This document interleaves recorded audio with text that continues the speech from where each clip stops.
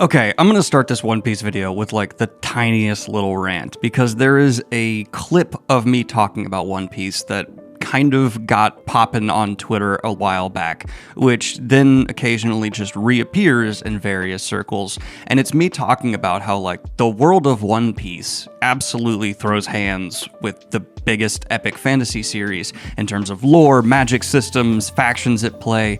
And every time it kind of pops off, there's inevitably people who comment something along the lines of like One Piece fans and overhyping and all this stuff, where they're just like dismissing the idea that One Piece should be looked at as epic fantasy.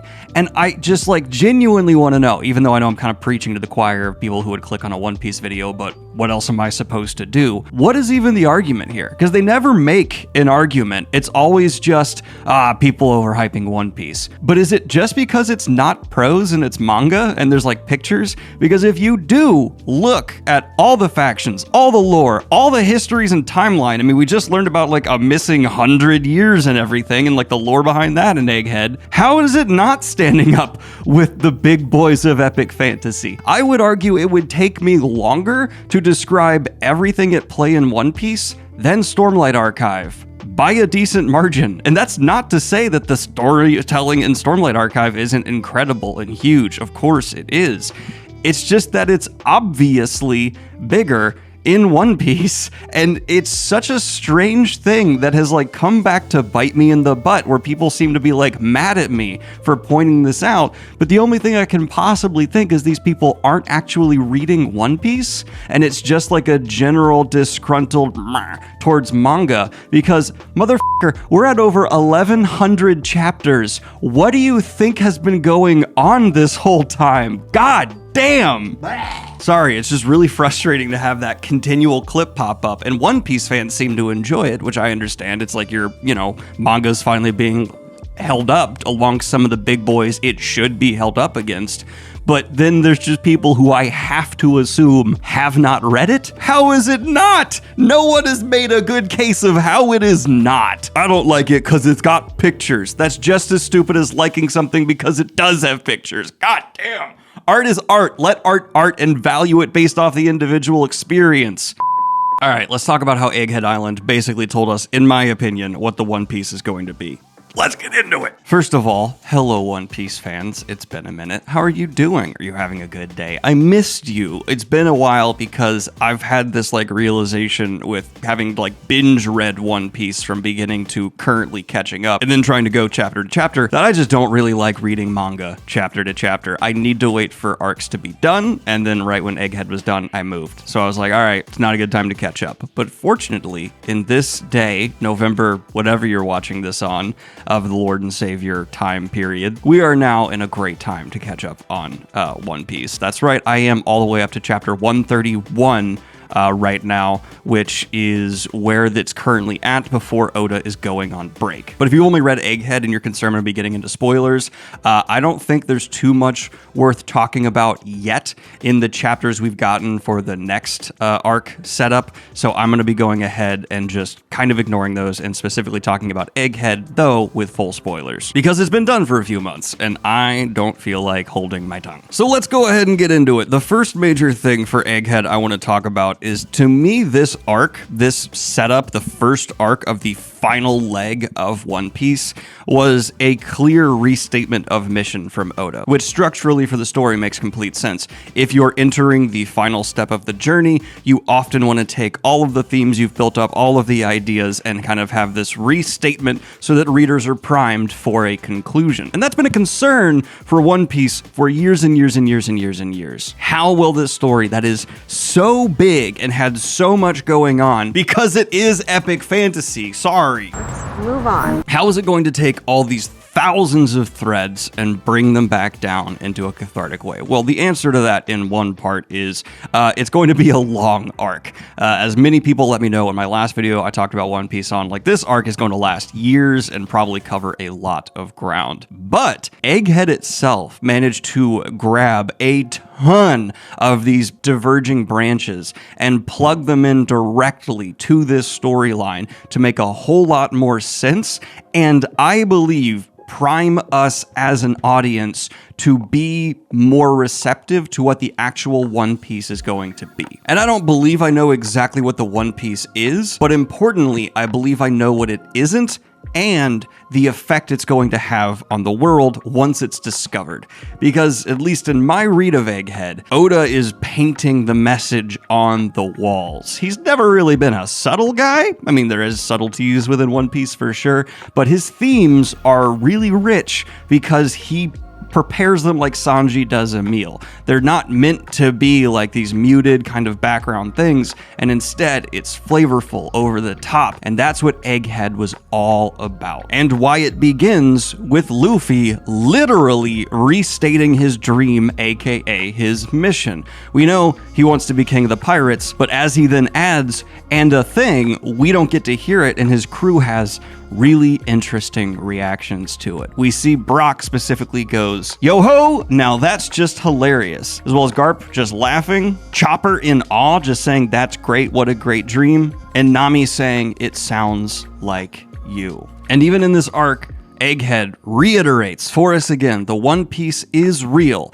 and whoever has it will have the power to shape the world. So what could it be? What I'm going to say now, just here at the beginning, it's not going to be a weapon. I think very few people believe that. It's not going to be some greater power that will let someone inflict their will on the world, despite how much people like Blackbeard obviously want it to be something that is related to direct power. That's too shallow of a read on what controlling the fate of the world is going to be, and is totally antithetical to what Oda has actually been building in the pages. The One Piece is not going to be a metaphorical gun. Absolutely not. But maybe I'm reading too much into this. This could just be a coincidence for an arc that is trying to set up the future of the rest of the story. We then arrive at Egghead Island, which is literally a sci-fi island. It's the island of the future, and we meet Vegapunk, who has made all of these different robots, parts of himself split off, and is responsible for, of course, the Kuma story we get here, which all ties together for the grand statement of what the One Piece is at least supposed to do. Because Egghead Island is an entire arc about freedom. It is about rebellion, it is about divide, and it is about a truly good objective and how one can attain power and freedom through ambition that is not selfish. And also, because we're on a sci-fi island, I want to reiterate here, I said this in my last Vegapunk video, some of the baddest outfits our crew has ever had. Goddamn. And I'll even say Blackbeard is being presented more aggressively to us, the reader, as someone who is driven by greed, selfish power. The antithesis to Luffy. I mean, this panel right here, straight up disturbing. But what's going on, more importantly, is a great example of what I am talking about. He's literally saying, I've been hoping to get your powers. And importantly, Kobe is witnessing this, further cementing his stance in this greater conflict, which I also think is really well being set up to play in a major way, but we'll get there. Let me construct the story. But if, like me, you've been needing something to make you have a bit more oomph and energy starting your day, then boy do I have a recommendation for you. Ingroons. I've been taking these vitamin gummies for the past month now, and what I gotta say most surprisingly is they taste good, so now I have something yummy to munch on while I'm drinking my coffee, and my morning's even better as a result. Like, if I knew that they were gonna be this delicious, I would have been eating the Groons way sooner. Now I know what you're thinking. You're looking at this bag, you're looking at this bear on the cover, and you're going, hey, that looks a little bit different than last time. Well, I'm glad you're paying attention, because Groons has rebranded recently, and boy oh boy is this bear looking delicious.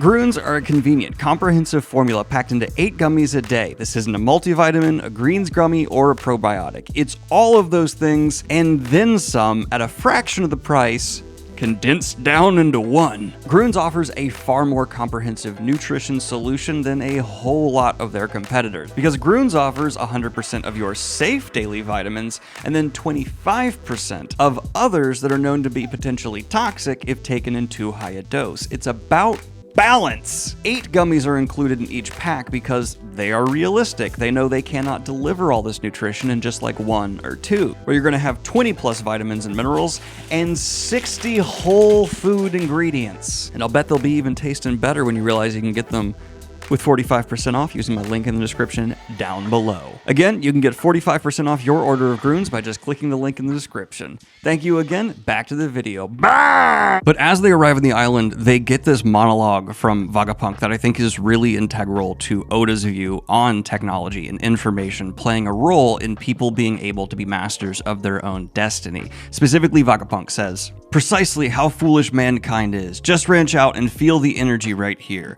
And there, all around us, the world is positively brimming with it. If we can simply convert it into a kind of power that you can see and use, we would be eliminating one of the greatest causes of war in the world. Mark my words, science will one day reach that lofty realm." But of course, the conflicts are going to come in here and pollute this wider theme of a utopic vision of the future. Because we know Vegapunk has been making concessions and sacrifices to work with people who can get him the resources he needs, but in doing so is providing them with weapons of war and helping an authoritarian government maintain its status quo. So he's not exactly a bad guy, but he's a contributing factor to the reason the world is the way that it is. And obviously, he ends up betraying that here. But that's the continued pattern we see within the ranks of the authoritarian regime within Egghead Island. There is so much betrayal or doubt being planted within certain antagonists. Not all of them. And we do see what blind devotion to authoritarianism also looks like here. And it's incredibly destructive and the cause of the greatest heartbreaks we see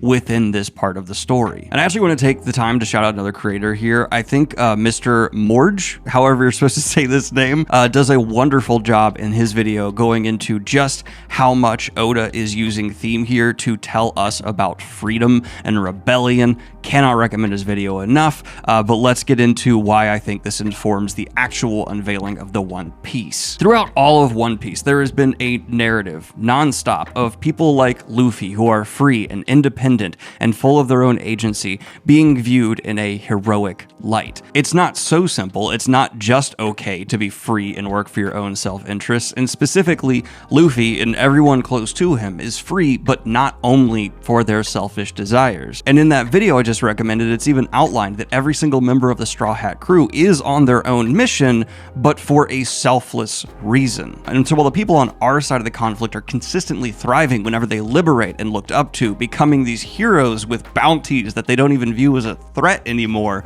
on the other side, as the authoritarian regime is having to crack down, tighten its grip to try and stop these new threats, that is causing derision in their own ranks. And that aspirational angle of the Straw Hat crew has gotten to such a height that even the agents of the government are breaking rank and unable to deny the magnetic charisma that bleeds from the Straw Hat's message. And all of this is a recurring pattern that's been building. I mean, that's just good storytelling from Oda. All the way back in the East Blue, yeah, Luffy hadn't refined his message to the people and he hadn't become this figure yet, but even in his smallest stories and interactions with the lowest people, he is an agent of freedom, someone who will just reject any form of control that diminishes a person's agency. But he's not the only example of this, and brilliantly within Egghead, we get a self-contained thematic story in line with what Luffy has been doing from Kuma, someone who has actually been on both sides of this conflict, gave up control, sacrificed, but despite how much that authoritarian government tried to literally crush the humanity in him through the actors that are now regretting their decisions here in Vegapunk, his humanity still breaks free. And I think that is one of Oda's actual, I don't know if it's like a real world belief, but a belief he's trying to convey through One Piece. You cannot destroy the human spirit, and love conquers all. Get out of here, Chuck Tingle. And that's reiterated even again when we see what are supposed to be the most like mysterious loyal agents of Cypher Pull even beginning to break rank. And the difference in feeling of them from now to Water 7 also showcases once again how Luffy went from feeling like the underdog to an opponent who can stand up to the world government. Not even just Kaido anymore, not even just one individual with a devil fruit or multiple. He has officially become an idea, a symbol that is more powerful than God. Okay, this is where it's gonna get a little weird. Let me get into it. In this arc, we see Saturn stabbed from just an individual he's wronged, but also it seems critically damaged. From someone in the world government, I believe. Emu is hurting them at this incredible distance, which to me is just talking from Oda about how like these are false gods. Like it's an artificial divinity because it's one that's maintained by like the existing status quo of the world, and instead of being from some form of enlightenment, which is what we're seeing happening with Luffy. Add into this Luffy being seen by someone who is the daughter of Kuma, looking at him as Nika the god and having this incredible profound moment, getting goosebumps even talking about now, of a fulfillment from something her father fought so hard for. And there's a reason Kuma himself is set up as a priest and then goes to save his daughter from a threat of the divine. I'm not trying to say like literally they're God. Obviously not, but I'm trying to say they're being positioned in a lens where thematically you look at them to be referred to as something that is seen as the highest order. But then Luffy and his representation of freedom is positioned even above that. And what's crazy to me is all of this is happening in what can kind of clearly be labeled a setup arc. I mean, this is setting up greater conflicts to happen later down the road in this final saga of One Piece. And what's so like putting a pit in my stomach to think about is during all of this, we are seeing Kobe reassert his devotion to stopping Luffy's dream. And so wrapping this all up, I think we have at least defined the final conflict around the One Piece that will be happening within the next year or two, because this takes some time for us, the readers, and the consequence of Luffy gaining the One Piece. Because if we look at what we've learned all together, we know that blind devotion is not something that Oda is going to want to reward or set up. We also know there needs to be some form of government still to keep the world in line and not just let pirates run amok. We know Luffy wants to be the pirate king, but there's also a more nuanced detail to his want that we aren't even allowed to hear. We know this is a story about freedom, overcoming oppressors, and discovering truth, because the truth will, of course, set you free. And then we also know, due to Vegapunk's final monologue, that there is this grand conspiracy lie of 100 years of a history just erased, and sea levels that have rised and been specifically told to us be caused by mankind. So what is the One Piece? Well, that I don't exactly know, obviously. Anyone who claims to know exactly what object or specific thing the One Piece will be is crazy. But I do think I know what the fallout of the One Piece will be and exactly the final emotional gut punches. Because yes, there's going to be a big epic fight between Blackbeard and the Straw Hats, and it'll be I love it because even here in Egghead Island, with Luffy's escalation of power, some of the action we got was some of the craziest yet. And I expect Oda has only even greater action set pieces in store for us. For an opening of an arc, this is a banger. Despite some panels looking a little rough, you can kind of tell that sometimes they're just like, we gotta get it out. And that's like my one minor criticism for One Piece. Like overall, I wish Oda, people are gonna maybe be mad about me saying this, would take more breaks, go a bit slower. He can only tell this story for the first time once, and I want him to just take it easy and get it done. But I get deadlines, whatever, continuing on. On every level, Egghead Island, Kuma, his incredible story, Luffy himself, and the wider setup for the final conflict has been about breaking your goddamn chains. It is about freeing yourself from what you are told and living your truth for others. Beautiful. So what's the final conflict and the fallout going to be? I think the final conflict after the fight with Blackbeard and finally taking him down is actually going to be between Luffy and Kobe. I think Kobe is actually primed to be someone that Luffy has an incredibly hard time going against, because he's not going to be someone who actually attacks Kobe. He doesn't want to fight him, despite Luffy being willing to put hands on just about anybody. We've seen him hit Vivi, we've seen him hit Loki in the opening of this new arc, despite this giant being chained down.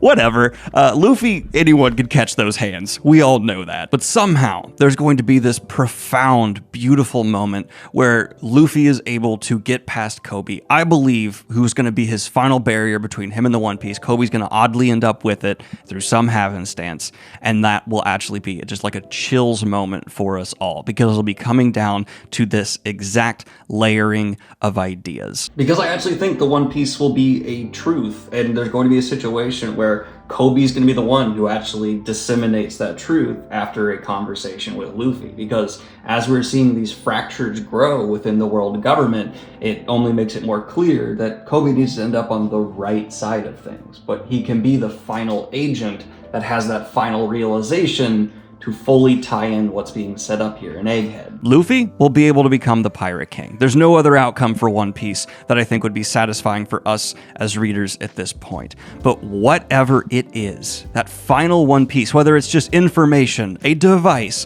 something, the end result has been set up in Egghead Island. And here's where I'm going to go maybe a little bit too far and people are going to jump off. That's fine. I'm aware that I'm just a casual One Piece fan who's not reading in between every line. But here's my theory. We saw Vegapunk specifically talking about how he has been working on devices that are going to connect us all. It basically describes the internet. He talks about technologies that seem like sci-fi there, but we as readers fully understand. But there is going to be a means of mass broad communication of information that we saw a minor version of through Vegapunk. And we know Vegapunk's mass spreading of information freaked the world government out, and they did whatever they could to stop it and go, no, right as the D was about to be explained, I believe. But I think that's going to come in to play again. I think the One Piece, whatever happens, is going to result in the crimes of the past coming to light and then pulling the corruption of now from the shadows. And then that fracturing we see within the ranks that's hairline now on the side of the Marines and the world government will fully splinter, and their authority will finally topple, and it'll be the few good actors within their ranks we actually can believe in, like Kobe, who are then rising to the point of forming some kind of new, fairer and not authoritarian world government that is not subservient to Luffy. I don't think him as Pirate King is going to want to do the Pirate King stuff. And that's the point. He has earned being Nika the Sun God and this beacon of freedom because he is working for a selfless ideal of others. Again, something that's been reiterated for every single person he's led into the crew. And if I have to add too much detail to this, I think that information is going to be spread through the snail phones. I think every single snail phone will literally be on speakerphone and inform the world, because we know Vegapunk's actually been using snails for like surveillance, and I think that's how that's going to be delivered. Maybe too detailed a call. I could be consuming my words on that. Who knows? And while the government, in my opinion, sunk the world to stop the truth, the freedom last time, that was their big haymaker to put down whatever was on the rise. Here we will see Luffy finally able to overcome that, and a society that is actually free and fair result. I don't know what the One Piece is, but I know the end of the story, and it will be freedom and love and caring for others becoming the new system that is in place. This is actually a story about system builders and things along those lines. That's what he's been trying to preach this entire time. And even the authoritarian is turning on the divine, and we see that through Emu and Saturn. And I want to say again, I'm not saying literally divine, but within the text representative of. And again, reflecting in Luffy's near divine aura at this point, Oda is holding up that ideal of freedom as if it is something to hold sacred to the spirit. And at the end of this arc, just re-emphasizing how exactly he views these powers at play, the final blast that gets the authoritarian regime so that the Vegapunk arc can end is Haki. It's the human spirit and freedom and love blasting it all away. And that is why I love epic fantasy, late stage specifically epic fantasy, because it's all tied together. I'm getting the same feeling from this last step of the One Piece story that I got cracking open Memory of Light. It's that everything has been built on. Everything is connected to a question or an answer in the past. That is why this genre, which One Piece undeniably is so addicting, because you feel like that moment, to just pull something totally out of my ass, in Malcolm in the Middle, where Hal finally puts that last piece of paint on his masterpiece, and the grand vision is just unveiled. Oh! There is no other genre that can deliver that momentum like the epic side. When I was a boy, I wanted to be a hero, someone who could save people from suffering and grant them their freedom. Look at it from my perspective. Do you comprehend the feelings of an insect you step on? Of course not. Straw Hat Luffy, the boy who caught Kuma's eye. His son got Nika. Okay, now just wrapping it up with some of the fun things. I think this might be one of the hardest panels in the history of One Piece. What it means, the actual art of it. Fuck yes. Oh, I would have never called a year ago that Kuma would be in my top 5 One Piece characters. This panel right here genuinely gave me chills. This is the most sinister Luffy has ever looked, in my opinion. And these are the best faces that Zoro and Luffy have ever made. And the kind of like, just, I don't know, them being so in sync in this moment made me laugh a lot. Their friendship gives me so much life. This is also in like my top 10 Luffy shots ever. It's just, ooh, not only the actual art, but the implication. But that was just my reaction and breakdown to Egghead Island. Let me know your thoughts in the comments down below. Like and subscribe if you have not already, and hit the Patreon if you want to support what I do here. Kayla and I actually just put up a review of the first Buffy the Vampire Slayer movie, which was hot garbage. So if you'd like to see that or additional like chapters of the book I'm writing, all available there for just $1. Love y'all. Have a good one. Peace.